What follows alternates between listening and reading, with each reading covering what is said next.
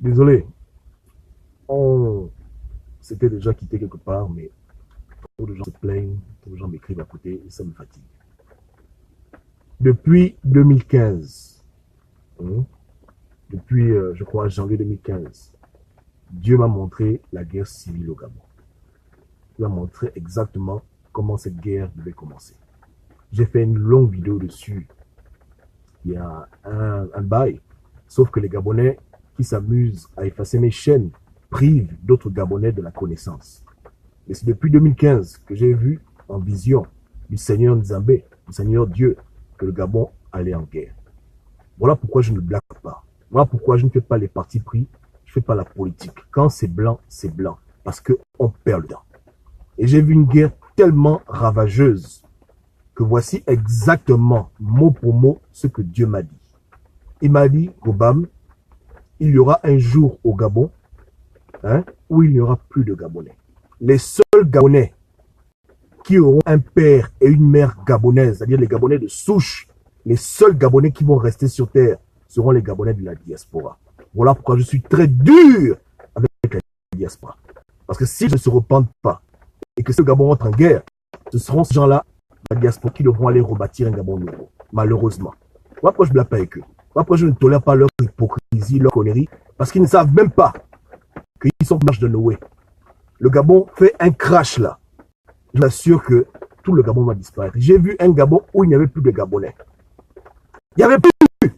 Le Gabon avait été repeuplé par des peuples étrangers. Nos villages gabonais, ça n'existait plus. La guerre avait tellement tué.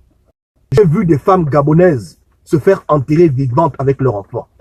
Vivantes. Je voyais comment une femme, on l'enterrait vivante. J'ai vu des enfants gabonais qui avaient le crâne explosé. J'ai vu beaucoup d'abominations. Et contrairement à vos faux prophètes, même vous savez, quand je vous parle, c'est toujours du bois. Parce que je ne suis pas dans la figuration, je ne veux pas le maquillage. Je dis exactement ce qu'il me demande de dire. Je ne suis pas en train de blaguer. Vous comprenez?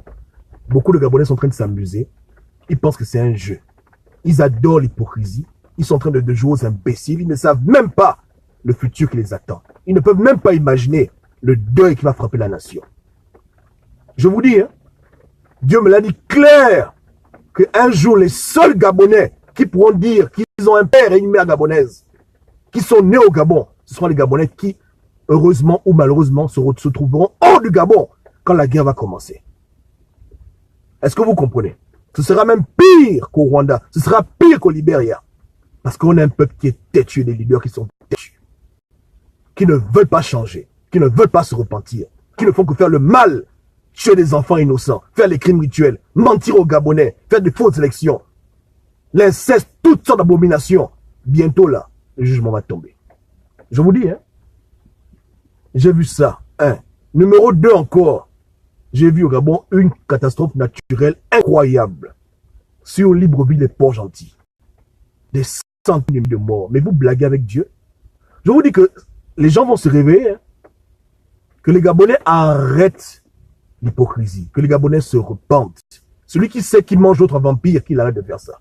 Celui qui sait qu'il fait les crimes rituels, qu'il arrête de faire les crimes rituels. Celui qui sait qu'il n'est pas président et qu'il ne peut pas aider le Gabon, qu'il démissionne. Que les gens se repentent avant qu'il ne soit trop tard. Parce que ceux aujourd'hui qui planifient la mort des Gabonais, eux-mêmes, ils ne savent pas qui planifie le mort. Ils ne savent pas. Personne n'est intouchable là. Même la personne qui pense être la plus en sécurité, parce qu'elle est au maître de l'État, parce que soi-disant les ministres, ils ne connaissent même pas ce qu'il attend demain. Vous comprenez, non? Le sang va couler de part et d'autre. Dans tout cas, il n'y aura personne qui va dire qu'il va être épargné parce qu'il arrive au Gabon. Personne n'a l'immunité de ça. Seules les personnes qui se confient en Dieu maintenant et qui marchent dans la justice, qui marchent dans la vérité, Dieu aura pitié d'eux. Mais tous les gens qui sont indifférents à l'avance des autres, tous les Gabonais qui refusent de pleurer maintenant pour les enfants des autres qui sont morts, demain là, eux-mêmes, leur vie là, sera sous la balance. Ils verront leurs propres enfants mourir devant leurs yeux. Ils ont refusé de se repentir, ils ont refusé de faire ce qui était devant Dieu. Ils ont encouragé l'hypocrisie, le mal. Abo les parents ne voulaient pas comprendre. Donc, voilà pourquoi je suis en train de blaguer cette histoire-là. Vous comprenez? On ne peut pas faire médecin après la mort. Dieu est miséricordieux. Les Gabonais doivent se repentir avant qu'il ne soit trop tard. Les Gabonais doivent marcher dans la vérité, arrêter les compromis, arrêter le mensonge, libérer la vérité, libérer l'esprit des Gabonais. Ne plus s'amuser n'importe comment, arrêter de blaguer avec les gens. Sinon, à bon entendeur, salut. Mais vous ne direz jamais que personne ne vous avait prévenu. Parce qu'au Gabon, on vous a fait croire que vous êtes spéciaux.